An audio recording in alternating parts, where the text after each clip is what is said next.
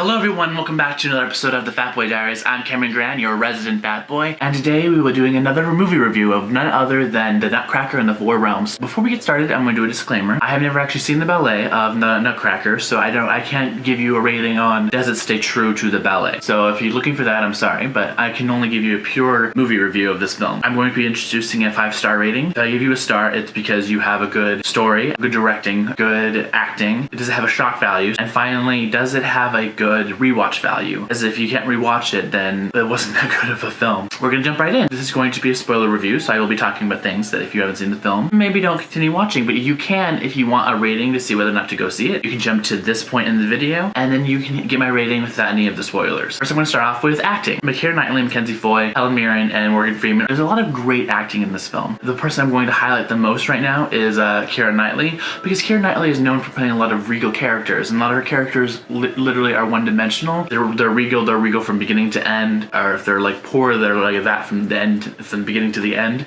It's like a straight through line, whereas I felt like her character in this film particularly had more of an arc and more of a change as somebody. And I'm saying that because she plays a Sugar Plum Fairy who is very like high class and proper and speaks really at a high pitched voice, and a lot of people from the trailer were like, wow, that's an annoying voice. But I think it's a really good technique. It's a technique used, I can recall, from Harry Potter and the Sorcerer's Stone with Professor Quirrell, where you think that she's a good person until the end. That was just a ploy to get you on her side, when reality is she's a villain who just speaks really high pitched because it makes her seem innocent. Helen Mirren and Morgan Freeman, I don't need to tell you that they were good because those actors can do no wrong. I'm going to jump strictly to Mackenzie Foy, who plays Clara, and the entire premise of this movie is about Clara, who is like an inventor. She's really smart. She's going to a party that Morgan Freeman, her godfather's throwing for Christmas, which, spoiler, I didn't even know it was a Christmas film until I started watching it. To cheer her up, he leads her into this realm, or one of the four realms, and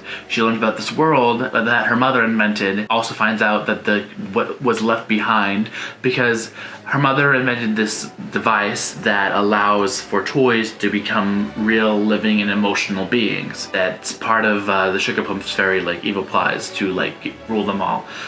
Spoiler, but that's what it is. You're supposed to believe that Helen Mirren, Mother Ginger, is supposed to be the villain, which I call BS on. But again, I'll talk about that when I get to shock value. My next thing is going to be directing.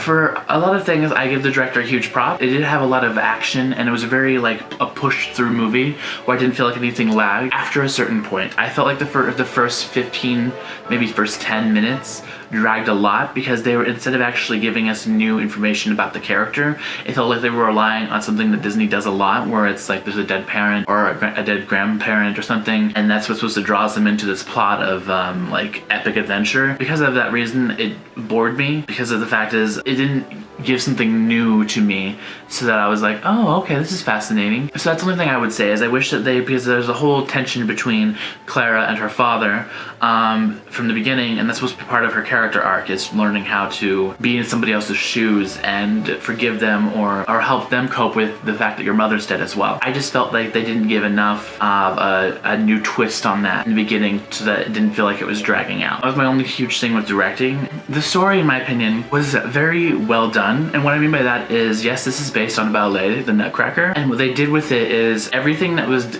trying to explain to you something about what was going on in this film, they tried to do through a ballet. I think there are 3 points where there's an actual ballet that's going on in the film. It's very interesting how they used that to fuel the plot, because that's how you learn about what they're saying Mother Ginger did. I'm saying this because, again, this is a spoiler.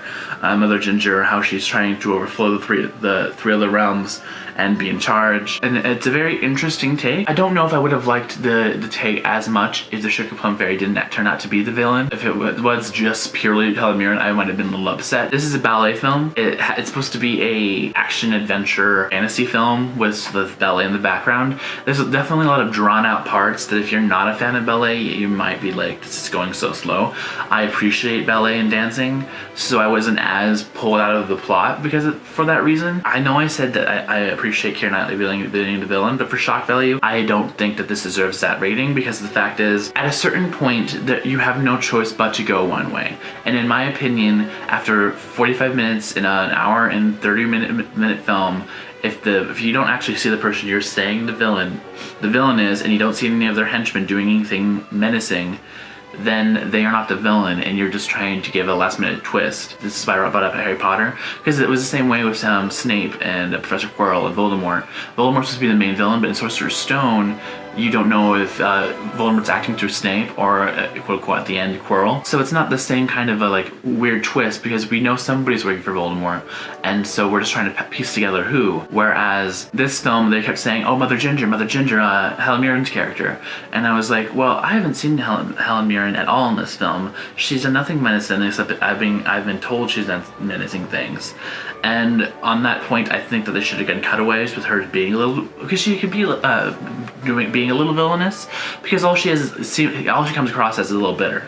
And being bitter doesn't automatically turn you into a villain, in my opinion. This is the twice that Disney has done this to me, because I felt the same way about Guardians of the Galaxy 2, where the entire film felt like, okay, who's the villain of this film? And then we get to like literally last third, and I'm like, oh, okay, I don't need the twist to happen. I guess it's the father. It's just something they've messed up twice now, where I felt like they needed somebody who seemed villainous to get you to the twist, and they didn't have that, and that for shock value it lacked for me. Although I do appreciate the twist with Keira Knightley, it would have been a better twist if somebody else actually came across as a villain before that twist happened. Finally, rewatch value. I personally think that if you're a fan of LA dancing, that this is a great film to rewatch. Now, also, I will give you that if you're not a fan of those things, you probably won't want to rewatch it. So maybe this film won't have the same rating for you as it would be for other people, because of the fact is that not everyone is into that style. I say it's rewatchable because it's a Christmas film. Definitely Christmas is very passionate about these kind of films of like showing, like letting people into your life and forgiveness and coping with things that are wrong, especially for the holidays. We're officially into the rating section. As I told you, I will be giving it the acting rating, I will give it directing rating, I'll give it the rewatch value, I will give it the story, but I will not be giving it the shock value, as I told you, because I don't believe that they did not add anything new to this genre. That if they had done what I had said, I felt like there definitely would have been more of a shock value and more of an add to the fantasy adventure aspect. The Nutcracker in the Four Realms, 4 out of 5. So I definitely think you should go see it. Thank you guys for watching, and if you enjoyed this review, just leave a little comment telling me what other films you might want me to review. I don't know, I have a list of stuff I'm going to review, but I might add something if people are like, Cameron, do this as your next review. Come on, Cameron, we want to see it. Come on, come on. Thank you guys for watching. Don't forget to like, comment, and subscribe. Hit that little bell button if you want to be notified for more new videos, and I'll see you guys next time.